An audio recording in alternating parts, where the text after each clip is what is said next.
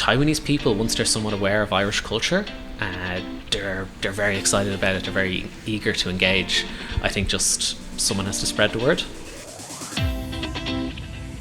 Hello and welcome to Perspectives with Neilo, a regular podcast that brings you news and views from around the world with an Irish perspective. In a 2021 Internation survey, Taiwan was voted the best country in the world for expats to live. The latest statistics from Taiwan's Ministry of Labour indicates that there are over 720,000 foreign workers living in the country. About 40,000 of those are workers who would typically be considered expats, with the largest numbers coming from Japan, the USA, Malaysia, Canada and the UK. In this episode, we're talking with Sean Glennon, who is co-founder of the Irish Association in Taiwan. Sean is originally from Dublin, and he first came to Taiwan about 5 years ago on a working holiday. I sat down with Sean to talk about daily life in Taiwan, recent political events, and staying connected with home. I first asked him why he chose to move to Taiwan above all other Asian destinations. I knew after I graduated from university that I wanted to go abroad, and at the time I had in my mind that I wanted to be a secondary school teacher, so I thought maybe teaching English in Asia could be a good opportunity to get a little bit of experience teaching before I go back to Ireland. Ultimately I decided to come to Taiwan because there was a working holiday program here, and also I think Taipei had recently been voted like the best city in the world to be a foreigner. And so, okay, if I'm going to live abroad and I want to do something a little bit different, like go to Asia, I might as well go to the best place in the world to do it. And I think overall, when I was looking at other countries, I think the main ones I was considering were China and Korea. Things in China just seemed a little bit rougher, and while it seems silly now thinking about like restrictions on being able to use Facebook and stuff, it was my first time living abroad and I was a bit nervous about not being able to contact family. And in Korea I just heard some negative things that was kind of hard to fit in with the locals. In contrast, Taiwan has a reputation of being very friendly, very easy to make friends, very easy to fit in and be accepted. And has it lived up to that reputation? Yeah, I'll say from time to time I'll find Taiwanese people can be quite shy, but mostly that's probably down to a lack of confidence about English. I notice a lot of the times if I'm in a shop or a restaurant, the staff will be a little bit shy and a little bit closed off to me. But if I say something in Chinese, I find all of a sudden things change. They start asking like, oh, like, why are you here? Where are you from? How come you can speak Chinese? So I think it definitely does live up to that reputation. How does daily life compare to day to day in Ireland versus day to day here? So now actually I work as a branding consultant, and I would say the working day is a little bit longer. So the standard in Taiwan is 9 to 6.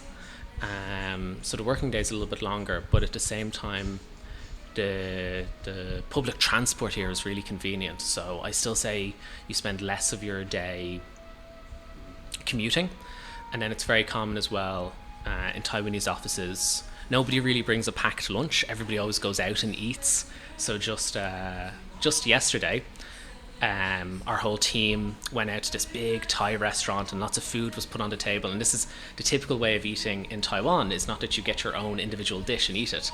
It's that you go out with a big group of people, lots of food gets put on the table, and everybody has a little bit of everything.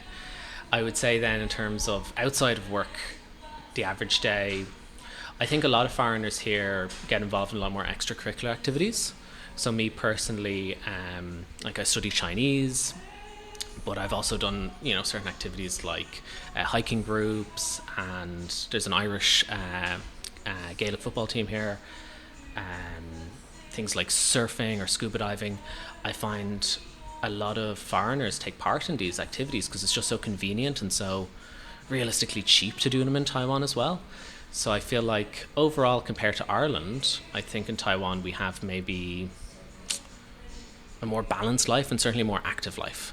One thing you'll find on the public transport here, and I was shocked when I first got here, I was getting a train really early on a Saturday morning and I was like, oh, this will be great, it'll be empty, I'll get a nice seat. It must have been like 8 a.m. or something, and it was packed. Everybody was going out.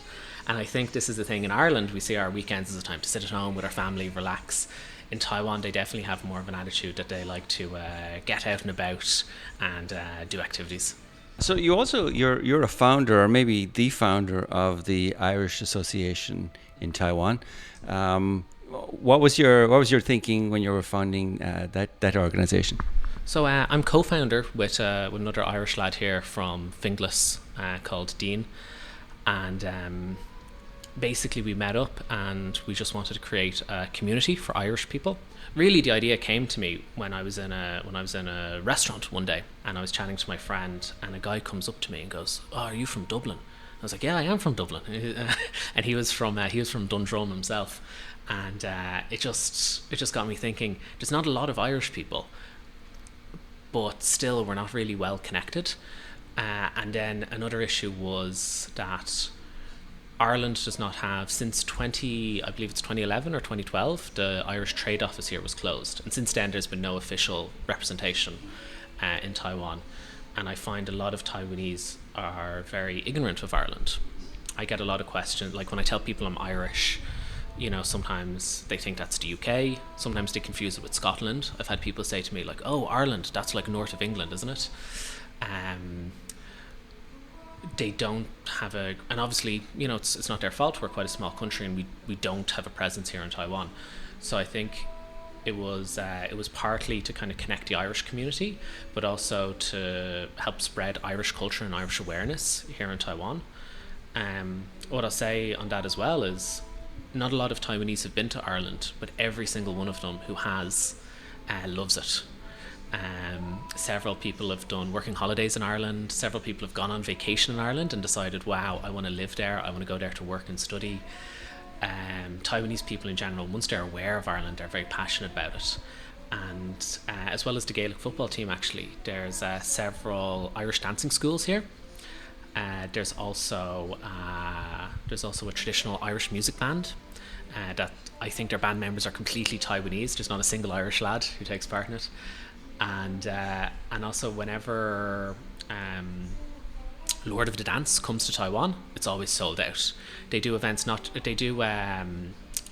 don't know what you call them, not concerts, but they do shows. They do shows not just in Taipei but in the smaller cities as well, several nights, and they always sell out.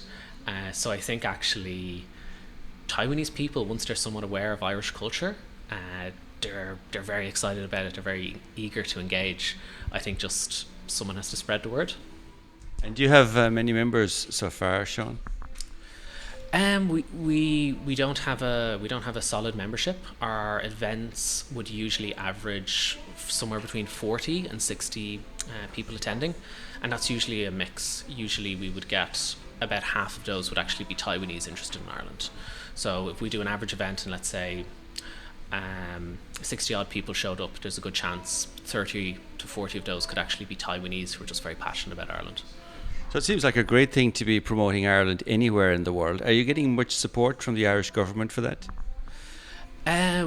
We haven't. According to the Irish Department of Foreign Affairs, we should be supported by the embassy in Beijing, and there's not been a huge amount of support, unfortunately. They've helped us with sending out emails, letting people know about our events when they happen in Taiwan. We've contacted several government agencies about the idea of updating the Department of Foreign Affairs website to give travel advice on Taiwan.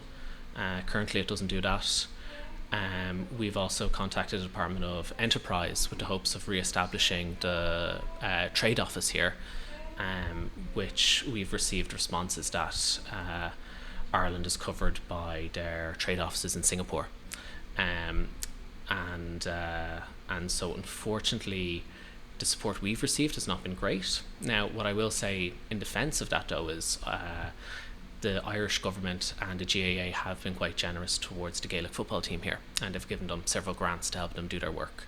So it's not completely negative. I think in contrast to us, the Gaelic football team are also a lot better established. They've been in operation for 20 years. So I think on a certain level, as an Irish community here in Taiwan, we still need to prove ourselves, and hopefully we'll do that with our events into the future. So officially, if somebody from Ireland is either living in Taiwan or visiting Taiwan and they need like passport support or need some official support, there's nothing here. They essentially have to go to Singapore or to the embassy in Shanghai or Beijing. Is that right? Yeah, that's right.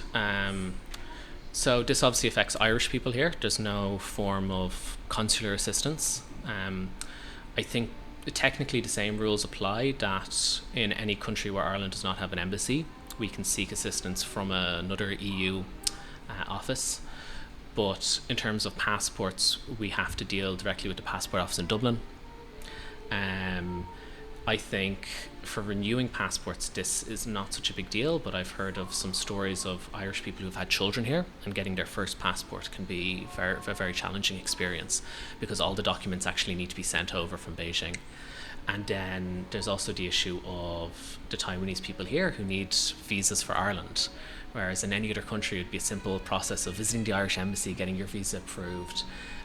They need to send all their documents all the way to Dublin to have them verified, and obviously it's not great for Ireland's reputation, that it's so difficult. You know, if you can consider a young Taiwanese person who wants to do a working holiday, you know, they have the option of Australia, New Zealand, Britain, Canada, and all of these countries have representative offices here in Taiwan. Ireland's the only one that doesn't.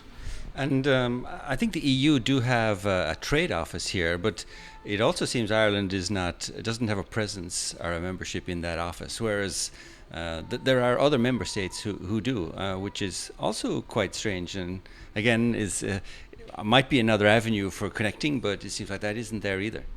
Yeah, this is true. A few years ago, we had a delegation from the Shannon come to visit us here in Taiwan, and they had meetings with the European Economic Office here in Taipei, and they were unfortunately told that out of the 27 member states, Ireland is the least engaged and doesn't actually have any kind of presence or is not operating within that office.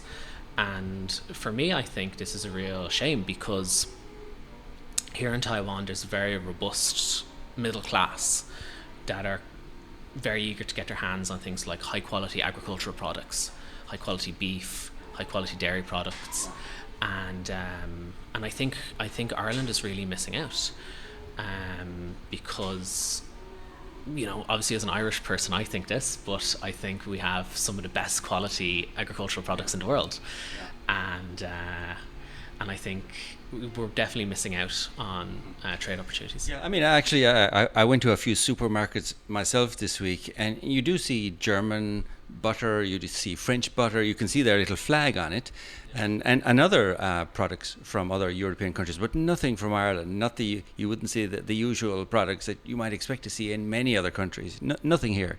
No, I've never. I'm trying to think. You can get Guinness and Baileys, and that's about it. But I mean, the population is like something like 24 million here, so it's a sizable market at the same time, right? It's a sizable market. It's one of the most advanced economies in Asia. So 24 million is comparable to Australia. It's larger than most EU member states. To put things into context, it's a considerably larger population than countries like the Netherlands or Sweden. It's the 16th largest economy in the world, I think, by GDP. And while 24 million, in an Asian context, it's not a huge amount of people, but they have a very large purchasing power. It's one of the wealthiest countries in Asia, right behind countries like Japan, South Korea, and Singapore. I think Taiwan would be the most developed, and the people here would actually be relatively wealthy. Okay. So back to your the Irish Association in Taiwan. Are there events and things you've been organising so far to help with furthering the mission? So most of our events so far have focused around cultural promotion. So we've run film screenings to show well-known Irish movies. We've also organised St. Patrick's Day events. We've also organised an annual Christmas dinner. It's just kind of helped community stay in touch. But we've also done some activities that have been aimed towards the Taiwanese population. And actually one of our most successful and popular events to date was actually a seminar on working, studying and travelling in Ireland. And we had consultants who are from local education agencies who help students sort out visas to go to Ireland to study at Irish universities. We had Taiwanese people who've actually been involved in the Taiwanese Association of Ireland, who were visiting Ireland at that time, kind of gave people advice on searching for jobs in Ireland, kind of what visas are available, what kind of work opportunities are available, and that was one of our most popular events. So despite any kind of official promotion, the good news is Ireland remains a very popular destination for Taiwanese. Okay, that's great to hear. I guess Taiwan made the news headlines in Ireland recently because of the Nancy Pelosi visit and then the subsequent military drills carried out by the Chinese government around the island.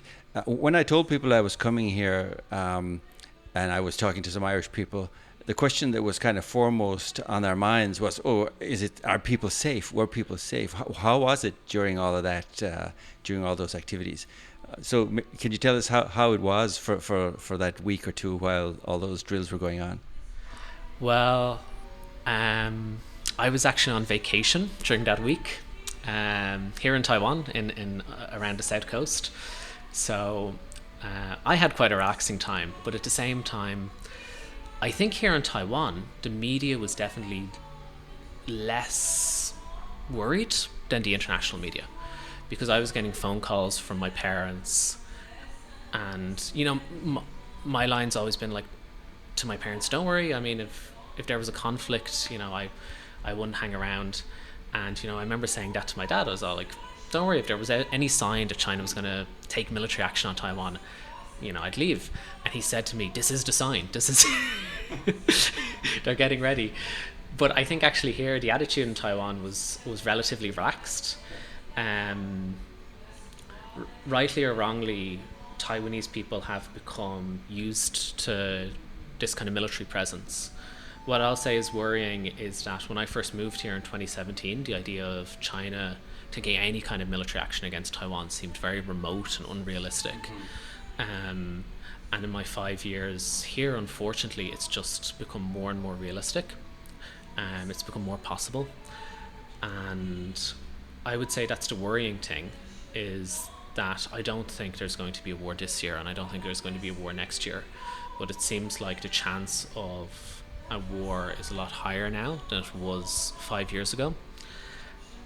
And I think, unfortunately, a lot of Taiwanese people are just getting used to things always escalating. So it used to be a case that before the kind of pro-independence party was elected here in 2016, relations between Taiwan and China were quite friendly, because actually even here they had a pro-China government that their official line was, yes, Taiwan and China are part of the one China, and they will eventually be reunified.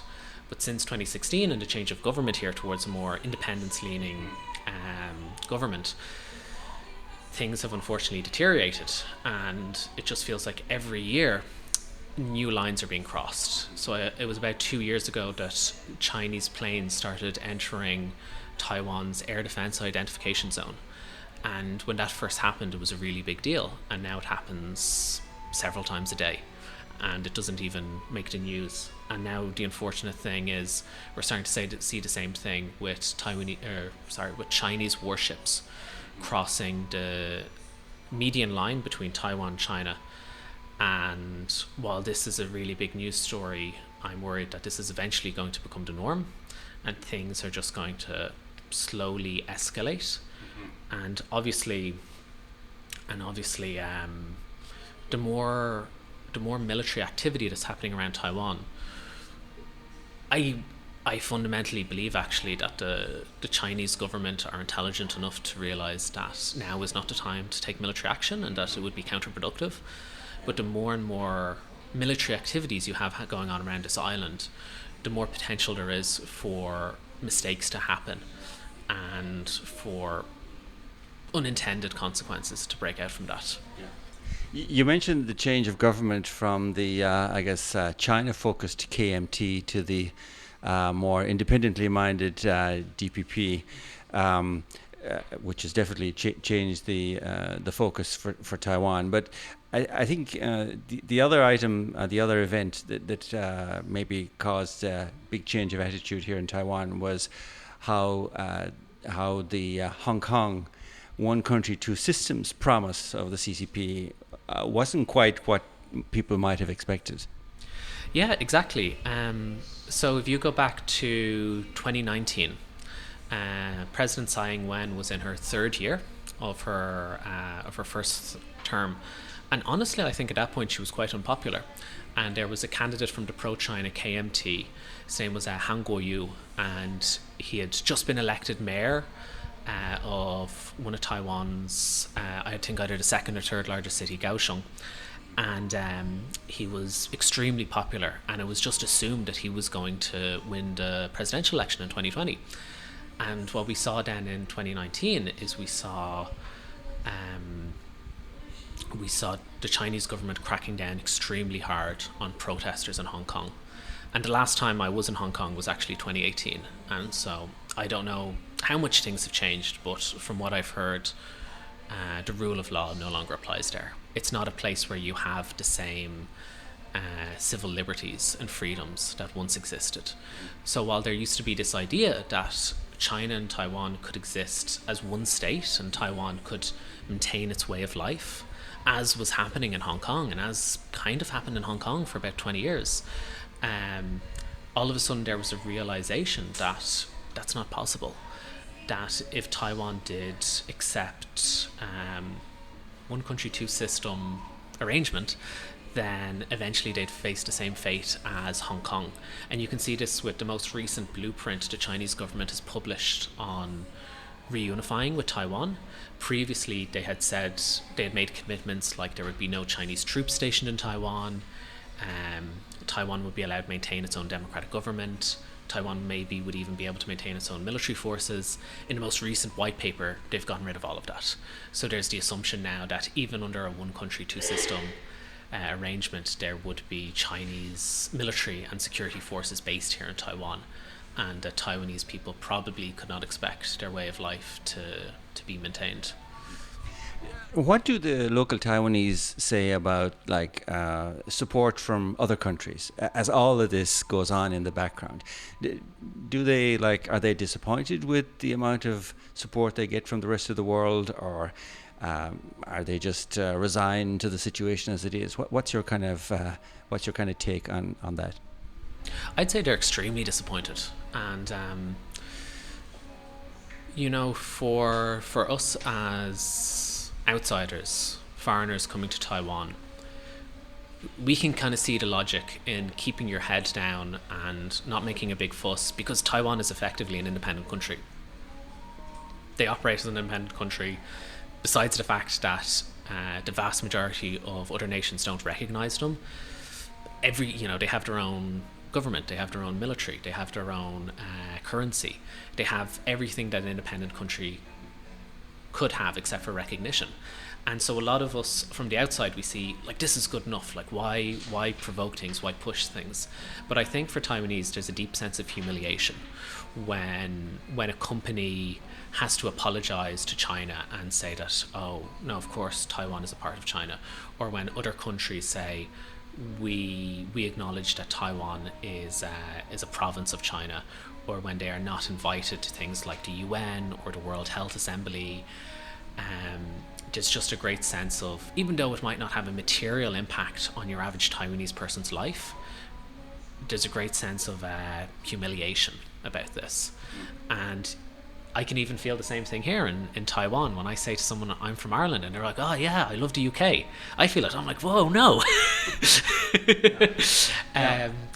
But I mean, at the end of the day, Ireland is recognised, universally recognised as an independent state, and Taiwan is not. And all around the world, from politicians to celebrities to major corporations, you have people constantly telling Taiwanese people that they are part of China, and they're extremely disappointed with this.